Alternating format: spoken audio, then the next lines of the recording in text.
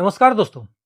एक जमाना था जब हिंदी पर्दे के सिनेमा प्रेमी मद्रासी फिल्मों के बहाने रजनीकांत, कमल हासन या फिर चिरंजीवी को ही जानते थे।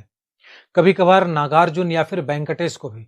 आज गांव गांव, गली मोहल्ले में प्रभास जैसे सितारों का नाम गूंज रहा है। Dhanush, Ajith, Mohan Babu, Vijay Deverakonda, Chiyaan Vikram, Kiccha Sudeep, Pawan Kalyan, Naga Chaitanya, Ramcharan Teja, junior NTR, Suriya, Samantha, Rashmika Mandanna. A few moments later. आप नाम लेते जाइए। यूपी, बिहार, बंगाल से लेकर एमपी और गुजरात तक इनका जादू चल रहा है। यहां तक कि हिंदी सिनेमा में एक्ट्रेस की पैठ भी जयंती माला के जमाने से चल रही है। हेमा मालिनी, जया प्रदा, मीनाक्षी शेषाद्री से लेकर आज श्रुति हासन तक दक्षिण की अभिनेत्रियां हिंदी फिल्मों में काम करके मशहूर होती रही है। लेकिन यह दौर बिल्कुल अलग है जब दक्षिण के सितारे अपनी ही फिल्मों से पूरे देश में चमक रहे हैं।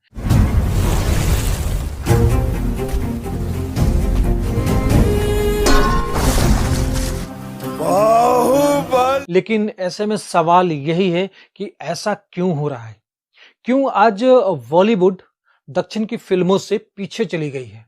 एक्चुअली आज के जमाने की बात करें तो साउथ की फिल्मों में भरपूर मनोरंजन, दर्शकों की नब्ज पर पूरी तरह से पकड़ और इन सबसे बढ़कर पिछले 20 साल से अमल में लाई जा रही सोची समझी रणनीति, जिसने आज बॉलीवुड पर अपना रूप जमा लिया है।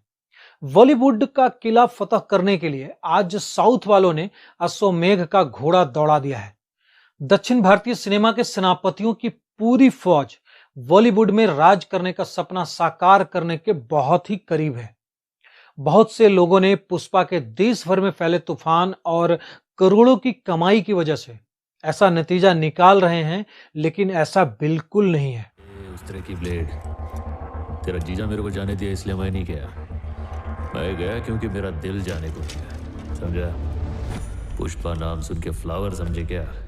फ्लावर नहीं, फायर है। साउथ एक अलग ही प्लान पे काम किया। साउथ के इस प्लान में हिंदी पर्दे के दर्शकों को रिझाने के लिए एक चारा फेंकने वाली स्ट्रेटजी भी है। साउथ ने बॉलीवुड के बड़े सितारों को छोटे छोटे रोल देना जारी रखा है। यह सिलसिला रोबोट में ऐश्वर्या राय से लेकर अमिताभ बच्चन और धमाकेदार फिल्म आरआरआर में आलिया भट्ट और अजय देवगन तक पहुंचा है और आगे भी जारी रहेगा। दरअसल साउथ वाले इस बात को जान चुके हैं कि हिंदी फिल्मों के कलाकारों के जरिए वो उस बड़े मार्केट को आसानी से कब्जे में ले चुके हैं जिसके लिए उन्होंने वर्षों मेहनत की है। वैसे डिप्लोमेसी यहां भी कम नहीं है। पुष्पा के अल्लू अर्जुन कहते हैं कि बॉलीवुड वालों की हमारी इंडस्ट्री में खुले दिल से स्वागत है, लेकिन दिक्कत यह है कि साउथ में सितारों का स्टारडम इतना ज्यादा है कि यहां के दर्शक बाहर वालों को हजम ही नहीं कर पाते। साउथ का ये हमला करीब 15 से 20 साल पहले से जारी है, जिसमें पहले के फिल्म मेकर्स ने कभी कभार बॉलीवुड वालों के साथ फिल्में बनाकर मद्रासी फिल्मों का चस्का लगाया। फिर श्रीदेवी और जया प्रदा जैसी अभिनेत्रियां बॉलीवुड की मेन स्ट्रीम में आई। साउथ वालों ने अपनी भाषा की फिल्मों में हिंदी फिल्मों के कलाकारों को लिया भी, लेकिन वो भी ज्यादातर कैरेक्टर आर्टिस्ट के रूप में। राहुल देव, सोनू सूद, चंकी पांडे, विनीत कुमार, मुरली शर्मा अक्सर ही किसी साउथ की डब फिल्म में नजर आते रहे। दक्षिण भारतीय फिल्मों के निर्माताओं और वहां की बड़ी फिल्म कंपनियों ने टीवी पर साउथ की डब फिल्मों का चस्का लगाना भी करीब 2 दशक पहले से ही शुरू कर दिया था। एक समय था जब साउथ की फिल्मों के टीवी राइट्स 1 से 1.5 लाख रुपए तक में मिल जाते थे, यानी सस्ते में चैनल का खाली समय भरो। अब डील करोड़ों में होती है। अपनी अपनी टेरिटरी या भाषाई क्षेत्र के इन बादशाहों ने बॉलीवुड के किले को कब्जे में लेने के लिए जिस डब मार्केट का हथियार चलाया, वो आज सही जगह पर लग चुका है, जो पहले कभी नहीं हुआ था। आज जो हो रहा है ये निश्चित रूप से बॉलीवुड के लिए खतरे की घंटी है। उनका डब का फार्मूला हिट हो चुका है। कुछ एक्सपर्ट्स की माने तो आज बॉलीवुड 100% खतरे में है, क्योंकि यहां कंटेंट को साइड में कर दिया गया है। बस स्टार मिल गया तो पिक्चर बनाओ। बड़े स्टार का इंटरफेयर बहुत ज्यादा बढ़ गया है। डायरेक्टर्स को अपने मुताबिक काम करने का मौका नहीं मिलता। साउथ वालों को यह पहले से पता था कि बॉलीवुड में कंटेंट पर कोई ध्यान नहीं दे रहा है, इसीलिए उन्होंने दर्शकों की पसंद को देखते हुए कहानी और गानों पर फोकस किया। बीते वर्षों में साउथ की डब की हुई फिल्मों का बोलबाला इतना था कि कभी कोरियन या फिर हॉलीवुड फिल्मों की रीमेक बनाने वाला बॉलीवुड तमिल, तेलुगु और मलयालम पर ज्यादा भरोसा करने लगा। सलमान खान और अक्षय कुमार इसमें काफी आगे रहे। अक्षय कुमार की लाइफ में साउथ की रीमेक फिल्म रावड़ी राठौर से जो मोड़ आया वो किसी से छिपा हुआ नहीं है। निश्चित रूप से बॉलीवुड के लिए साउथ की रीमेक का सौदा फायदे का ही रहा है, लेकिन ये बात उन्हें बाद में समझ में आई। इसी कारण से हाल ये है कि पुष्पा ने 14 दिनों में 234 करोड़ रुपए कमा लिए।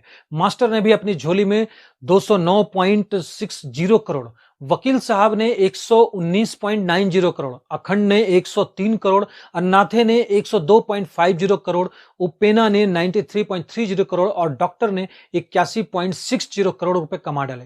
पैसों का पूरा समंदर समेटकर ले जाने वाली भव्य फिल्म बाहुबली ने हिंदी पर्दे में दमदार कब्जे की शुरुआत की। वैसे ये सिर्फ कंटेंट के कारण ही नहीं हुआ, बल्कि फिल्म का लार्जर देन लाइफ होना भी था। और फिर कटप्पा मामा भी तो थे। कटप्पा ने बाहुबली को क्यों मारा, यह सवाल शोले के डायलॉग जैसा अमर हो गया है। और अगर सही कहें तो इसकी बुनियाद तो 10 से 15 साल पहले ही रख दी गई थी, जब साउथ की फिल्में डब होकर टीवी पर आने लगी थी। लोगों को सिनेमा का एंटरटेनमेंट टीवी पर फ्री में मिलने लगा था और दूसरी तरफ हम यानी बॉलीवुड वाले रियलिस्टिक सिनेमा की तरफ जाने लगे थे। मल्टीप्लेक्स और अर्बन ऑडियंस पर फोकस करने लगे और साउथ वालों को यूट्यूब का हथियार मिल गया। साउथ का कंटेंट देखने के लिए भी व्यूअरशिप करोड़ों में होती है। टीवी से उनके रोज की टीआरपी भी बढ़ने लगी, जिससे अल्लू अर्जुन, महेश बाबू, विजय, अजीत वगैरह लोकप्रिय होने लगे थे। हम क्लास बनाने में लगे थे, उन्होंने मास एंटरटेनमेंट पर फोकस किया। सिंगल स्क्रीन वालों को यही चाहिए होता है और फिर बाहुबली ने तो अलग लेवल पर ही पहुंचा दिया। अब सिर्फ तेलुगु को ही देख लीजिए, उनके पास आंध्र प्रदेश और तेलंगाना की टेरिटरी है और सिर्फ उसी से 100 करोड़ तक का कलेक्शन मिल जाता है।